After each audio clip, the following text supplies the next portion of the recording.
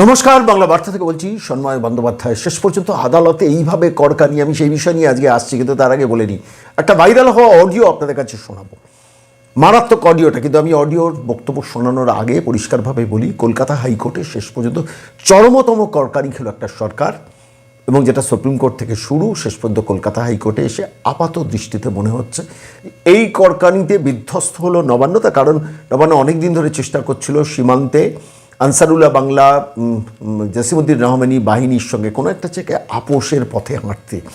অর্থাৎ সীমান্ত অঞ্চলগুলোতে 72টা আউটপোস্টে জমির জন্য কেন্দ্রীয় সরকার বারবার করে 2015 সাল থেকে নবান্নে দরবার করছিল যে আপনারা 72টা আউটপোস্টে আমাদের জমি দিন, সেখানে অন্তত ফেন্সিংয়ের কাঁটা তার লাগানো হবে। রাজ্য সরকারের তরফ থেকে দিচ্ছি দেব করেও দেওয়া হয়নি, এবং শেষ পর্যন্ত ব্যাপারটা মামলায় গড়ায় এবং কলকাতা হাইকোর্টের প্রধান বিচারপতি সুজয় পালের বেঞ্চে চরমতম কড়কানি খেলো রাজ্য সরকার। 31শে মার্চের মধ্যে সমস্ত জমি হস্তান্তর করতে হবে এবং এসআইআরের দোহাই দিয়ে সেটাকে আটকে রাখা যাবে না। আজকে কত, 28শে জানুয়ারি, অর্থাৎ ফেব্রুয়ারির একটা মাস আর মার্চের একটা মাস, এই 2 মাসের মধ্যে, এই আলটিমেটলি 58 থেকে 59 দিনের মধ্যে রাজ্য সরকারকে জমি হস্তান্তর করতে হবে বর্ডার সিকিউরিটি ফোর্সের জন্য, পরিষ্কারভাবে কেন্দ্রীয় সরকারকে। ঠিক এই পরিস্থিতিতে দাঁড়িয়ে আমি খালি ভাবছিলাম, জানেন তো, একটা সরকার কত বড় ইন্টারনাল সিকিউরিটি নিয়ে খেলতে পারে, এটা তার আরও একটা প্রমাণ।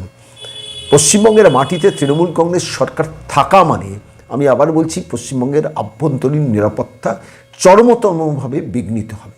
আচ্ছা, একটা বলুন তো, একটা প্রশ্ন আপনাদের কাছে, বাংলা বার্তা দর্শকদের কাছে করছি।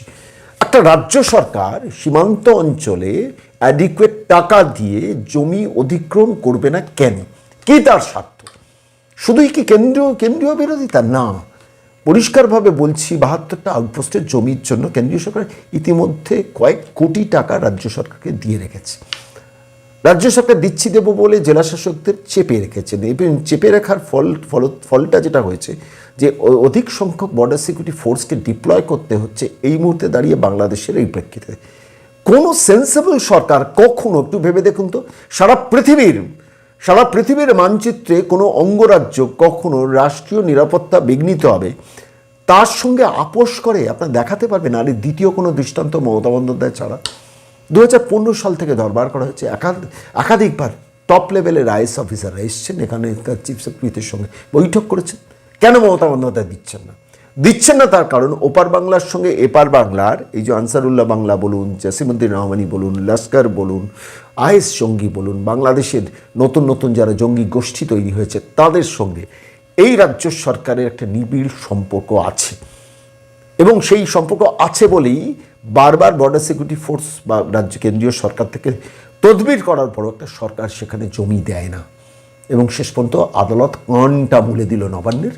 এবং দেখা যাক, শেষ পর্যন্ত কানমোলা খেয়েও তো এরা কাজ করে না। আমি এই প্রসঙ্গেই খালি ভাবছিলাম, ভাবুন তো, রেশন ব্যবস্থায় কেন্দ্র থেকে বলা হয়েছিল সমস্ত আধার লিঙ্ক করতে হবে রেশন কার্ডের সঙ্গে। এই রাজ্য সরকার দিনের পর দিন সেটাকে আটকেছে, এবং আটকানোর পর শেষ পর্যন্ত কেন্দ্রীয় খাদ্য দপ্তর থেকে সুপ্রিম কোর্টে মামলা করতে হয়। সারা ভারতবর্ষের মধ্যে একটি মাত্র রাজ্য যারা আধার কার্ডের সঙ্গে রেশন কার্ডের লিঙ্ক হতে দিচ্ছিলেন না। শেষ পর্যন্ত সুপ্রিম কোর্ট 15 দিনের নোটিশ দেয়। এটা নিয়ে তথাকথিত সকল ইলেকট্রনিক্স মিডিয়া কথা বলে না, 15 দিন নোটিশ দেয় রাজ্য সরকারকে, যে 15 দিনের মধ্যে জানান, তারপরে আমরা ইন্টারফেয়ার করবো, এবং আমরা যে রায়টা দেবো সে রায়টা কিন্তু আপনাদের পক্ষে খুব সুখকর হবে না। শেষ পর্যন্ত 7 দিনের মধ্যে রাজ্য সরকার সম্মতি দিয়ে দেন, এবং তারপর রেশন কার্ড বাতিল হয় প্রায় 1,60,00,000 বা 70 লক্ষর কাছাকাছি সেই আধার কার্ড লিঙ্কিংয়ের ব্যাপারে এবং বায়োমেট্রিক সিস্টেমের ফলে। অর্থাৎ তার 5 কেজি চাল গমের জন্য 150 টাকা করে মাসে প্রায় 1,60,00,000 সঙ্গে মাল্টিপ্লাইড করে দেখুন যে ভর্তুকিটা কেন্দ্রীয় সরকার দেয় 6,02,00,000 রেশন কার্ডের জন্য, সমস্তটা টাকাটা ভূতে খেয়ে যাচ্ছে। শেষ পর্যন্ত সুপ্রিম কোর্টকে তাকে ইন্টারফেয়ার করে তার রায় দিতে হয়। সাম্প্রতিককালে কলকাতার যারা বাসিন্দা, যারা মেট্রো ইউজার, একটু ভালো করে ভেবে দেখুন তো, চিংড়িঘাটায় একটা ফ্লাইওভার তৈরি করা হবে, 360 মিটার বা 366 মিটার বোধহয় বাকি ছিল। সেইটুকু করার জন্য একটু রুটটা ডাইভার্ট করা মাত্র 2 রাতের জন্য, অর্থাৎ শুক্রবার এবং এই শনিবার এবং রবিবার আটকে রেখে রুটটাকে ডাইভার্ট করে সোমবার সকাল থেকে আবার কমিউনিকেশন করতে পারবে গাড়িগুলোকে একটু রুটটা ডাইভার্ট করতে হবে। এইটার জন্য দিনের পর দিন জনস্বার্থ মামলা হাইকোর্টে হয় এবং তারপর শেষ পর্যন্ত তার বিহিত হয়। এখন তার কাজ শুরু হতে যাচ্ছে, অথচ এটা 2 বছর আগে হতে পারত এবং এটা হলে দক্ষিণের সঙ্গে একদম সোজা বিধাননগর টাউন নিউ টাউনের সরাসরি কানেকশনটা এতদিনে এস্টাবলিশড হয়ে যেত এবং এর ফলে এই ডিলেইং প্রসেস এবং হাইকোর্টে বারবার করে মামলা করা, সেখানে গিয়ে পুলিশের পক্ষ থেকে সম্মতি দেওয়া, পরিবহন দপ্তরের পক্ষ থেকে সম্মতি দেওয়া এবং তারপর সেটাকে নিয়ে খেলা, পিছিয়ে আসা, এই করতে গিয়ে আলটিমেটলি রেলওয়ে প্রজেক্টের প্রায় 350 কোটি টাকা ক্ষতি হয়েছে for the delaying process. Ultimately হাইকোর্টকে ইন্টারভেন করে শেষ পর্যন্ত সেই কাজটা, ওই চিংড়িঘাটা প্রজেক্টের ওই 366 মিটারের কাজটা শুরু হয়। আমি বলছি রেশন, সেখানে সুপ্রিম কোর্টকে ইন্টারফেয়ার করতে হয়, মেট্রো রেল, সেখানে সুপ্রিম কোর্টকে ইন্টারফেয়ার করতে হয় এবং শেষ পর্যন্ত এতে সীমান্তের মতো একটা সেন্সিটিভ ইস্যুতেও হাইকোর্টকে ইন্টারফেয়ার করে শেষ পর্যন্ত রায় দিতে হয় এবং জানি না তারপরেও এই সরকার করবে কি না। সরানো দরকার, তাড়ানো দরকার, এই মহিলাকে নেওয়া যাচ্ছে না, বিশ্বাস করুন। ইররিপেয়ারেবল লস হচ্ছে নেশনের। আমি বলছি মানে ultimately the nation as a whole is losing for this lady and her team. ভাবুন, যারা বাংলা বার্তার দর্শক, আমি কথাগুলো বলছি অনেক যন্ত্রণা থেকে বলছি, কারণ পশ্চিমবঙ্গ আরও কত ক্ষতিগ্রস্ত হবে সেটা ভবিষ্যৎ বলবে যদি তৃণমূলকে সরানো না যায়। সিঙ্গুরে সভা করতে যাচ্ছেন, হয়ে যাওয়া কারখানার 85% হয়ে যাওয়া কারখানাকে মেরে তাড়িয়েছিলেন। রতন টাটা বলেছিলেন যে উনি কপালে শুধু বন্দুক ঠেকাননি, ট্রিগারটাও টিপে দিয়েছেন। Thank you Miss Banerjee. এবং তারপর সরাসরি চলে গিয়েছেন গুজরাটে।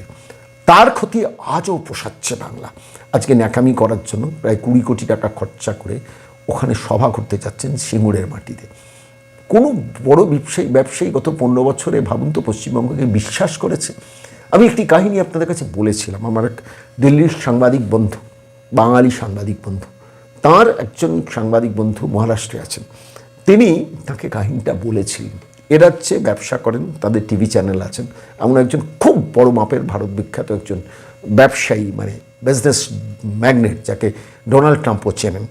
সেই মানুষটিকে একান্ত আলাপচারিতে জিজ্ঞেস করেছিলেন যে আচ্ছা, আপনি তো, আমি নামটা ইচ্ছা করেই বলছি না, কেননা আমি সোর্সটা লিক করতে চাইছি না, আপনি তো কলকাতায় যান বিজনেস মিট করতেন, মমতা বন্দ্যোপাধ্যায়ের পাশে দাঁড়িয়ে বক্তৃতা, গালভরা বক্তৃতা করেন, why don't you invest in a big term in Kolkata বা ওয়েস্ট বেঙ্গল? বড় বিনিয়োগ কেন করেন না? ছোট ছোট মাঝারি বিনিয়োগ পশ্চিমবঙ্গে করেন, কিন্তু বড় বিনিয়োগের দিকে যান না কেন? হিজ রিপ্লাই ওয়াজ, আমি বলছি ভারত বিখ্যাত বিজনেস ম্যাগনেট, তিনি বলেছিলেন যে দেখুন, ওই মুম্বাইয়ের কোনো স্টেশনে গিয়ে রেল লাইনে গলা দেওয়াটা বেটার পশ্চিমবঙ্গে বড় বিনিয়োগ করার থেকে। ভাবতে পারছেন? মানে ভিটি স্টেশনে গিয়ে রেল লাইনে গলা দেওয়াটা বেটার পশ্চিমবঙ্গে বড় বিনিয়োগের দিকে যাওয়ার। কারণ he has in his mind যে রতন টাটার 85% হয়ে যাওয়া কারখানাকে মেরে তাড়িয়েছিলেন মমতা বন্দ্যোপাধ্যায়। আজকে কেউ আমরা আলোচনা করছি না। ভাবুন তো, শেষ পর্যন্ত যে ট্রাইব্যুনাল রায় দিয়েছিল, আলটিমেটলি 1700 কোটি টাকা পশ্চিমবঙ্গকে ক্ষতিপূরণ দিতে হবে। মনে আছে আপনাদের? এই পশ্চিমবঙ্গ কার পকেট থেকে দেবে? আমার আপনার পকেট থেকে দেবে, দিতে হবে। টাটা গ্রুপকে টাকা ফেরত দিতে হবে। আচ্ছা, টাটার এই অভিজ্ঞতার ফলে পরবর্তীকালে কোনো বড় বিজনেস ম্যাগনেট এই পশ্চিমবঙ্গকে আর বিশ্বাস করবে? তাজ বন্দর থেকে মনে আছে আদানি ফিরে গেছেন, আম্বানিরা কেন পশ্চিমবঙ্গে বড় ইনভেস্টমেন্টের দিকে যান না? বলছি, পশ্চিমবঙ্গের ক্ষেত্রে মমতা বন্দ্যোপাধ্যায়ের ক্ষমতায় থাকা মানে কতটা হিউজ লস কেউ কল্পনায়ও আনতে পারছেন না। চাকরি, কর্মসংস্থান মানে হচ্ছে ওই ফ্লিপকার্টের, জোম্যাটোর কাজ। এটা কোনো বাঙালির ভবিষ্যৎ হতে পারে? বাঙালি কেন বৃদ্ধাবাস হবে? আজকে সিঙ্গুরে যাচ্ছেন, সেদিনকে সিঙ্গুর থেকে যদি টাটাকে না সরাতেন, আজকে কমপ্লিট একটা জামশেদপুর আমরা পশ্চিমবঙ্গে হুগলি জেলায় পেতে পারতাম না। টাচ ইউর হার্ট অ্যান্ড সে। অনেকে আমরা সেদিনকে মমতা বন্দ্যোপাধ্যায় বিশ্বাস করেছিলাম, ভুল করেছিলাম। আজও প্রায়শ্চিত্ত, তার বাঙালি প্রায়শ্চিত্ত করছে, প্রত্যেকটা বাঙালি যুবক প্রায়শ্চিত্ত করছে। এই মহিলাকে সরানো দরকার। আজকে সিঙ্গুরের মাটিতে যাচ্ছেন, আমি এলাহি রাজ্য যোগ্য দেখছিলাম, কি হিউজ জার্মান হ্যাঙ্গার সিস্টেম, নীল নতুন কার্পেট, এলাহি অ্যারেঞ্জমেন্ট। তাও লোক পড়তে পারবেন না। তার জন্য কী করছে জানেন? আমি আজকে আপনাদের সেই ভাইরাল হওয়া অডিওটা এই মুহূর্তে শোনাবো, যেখানে বিডিওরা আসরে নেমেছেন, এসডিওরা আসরে নেমেছেন, আইপিএসরা আসরে নেমেছেন, ওসিরা, থানার ওসিরা পর্যন্ত আসরে নেমেছেন। যেতে হবে, না গেলে কিন্তু কপালে দুঃখ আছে।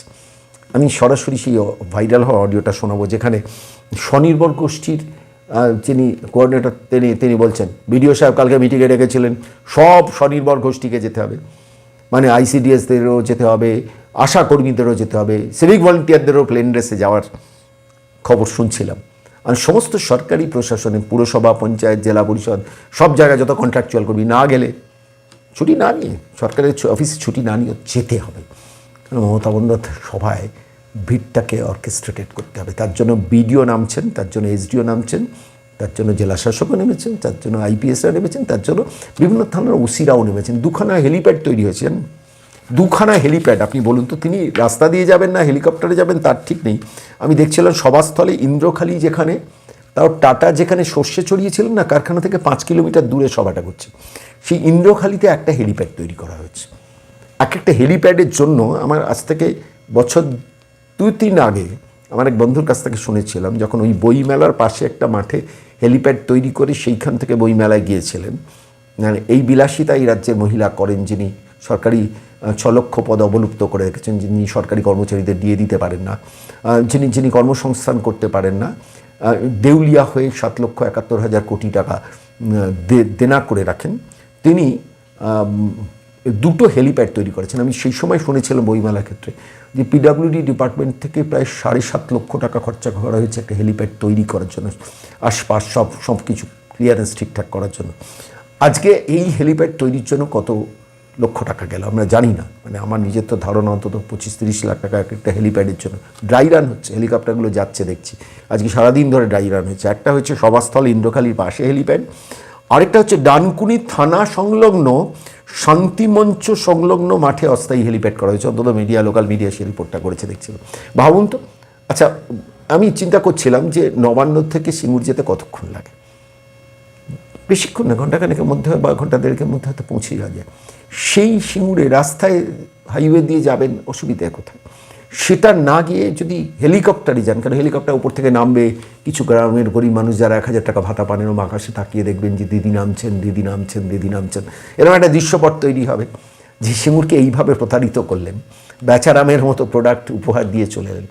সেই সিঙ্গুরের মাটিতে ইন্দ্রখালিতে একটা হেলিপ্যাড, আর একটা ডানকুনি থানা সংলগ্ন শান্তিমঞ্চ সংলগ্ন মাঠে অস্থায়ীভাবে একটা হেলিপ্যাড তৈরি করেছেন। এখনও ঠিক নেই রাস্তায় যাবেন না হেলিকপ্টারে যাবেন। আমার নিজের ধারণা হেলিকপ্টারেই যাবেন, কেন হেলিকপ্টারে বসে তো বই লেখা যায়, শুনিয়েছেন না বাঙালিকে। যাই হোক, আমি আজকের এই প্রতিবেদনের এই পর্বে সেই অডিওটা শোনাবো, যেখানে বলা হচ্ছে জয়রামপুরে 9:30 মধ্যে আসতে হবে, এবং বিডিও সাহেব গতকাল মিটিং করে বলে দিয়েছেন। ভিডিওরও এটা কাজ, মমতার সবাই লোক জড়ো করে। আমরা দেখেছিলাম না, গঙ্গাসাগরে বাচ্চা মেয়েগুলোকে বসিয়ে রেখে রাজনৈতিক বক্তব্য রেখেছেন। উত্তরবঙ্গে একাধিক সভায় ওই কন্যাশ্রীর নামে বাড়ির স্কুলের মেয়েগুলোকে ভলভো বাসে করে বিডিও এসডিওরা তুলে আনতেন, পুলিশের ওসিরা তুলিয়ে নিয়ে আসতেন, এবং তাদের সঙ্গে 2জন করে সিভিক ভলেন্টিয়ারকে পাহারায় রাখতেন, খাবারের প্যাকেট দেওয়াতেন, এবং তাদের মাদেরও আসতে বলা হতো।